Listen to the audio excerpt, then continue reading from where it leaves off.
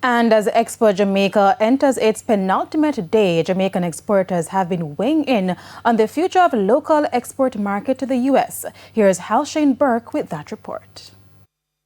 Amid the vibrant showcase of innovation at Expo Jamaica 2025, a more pressing issue is emerging. It's one that touches the core of Jamaica's economy.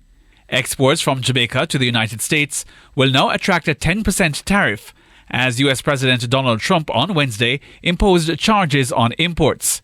Stakeholders are sounding the alarm about how this could impact Jamaica's export market and, by extension, its economic resilience. Harold Davis, acting CEO at the Jamaica Business Development Corporation, explains. No doubt it will impact businesses, especially small and micro businesses, because it will impact price points on the very surface of business of products that are in the new marketplace. If a 10% tariff is a mandatory thing on it, so it will impact prices, and that will affect competitiveness in the marketplace. But tariffs aren't the only concern.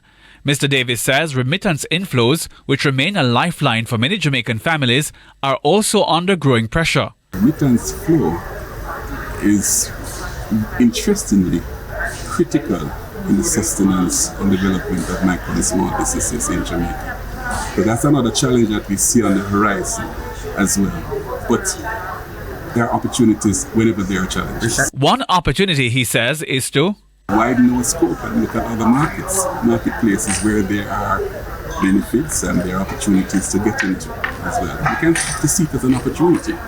We have to look and see where the niches of opportunity might be that are not so obvious on the surface. Meanwhile, Sonia Linton, Vice President for Exporters at Jampro, says with Jamaican products on demand, manufacturers and other stakeholders should start the process of looking inwards. Looking to CARICOM to see how we can now work closer together. Halshane Burke, TVJ News.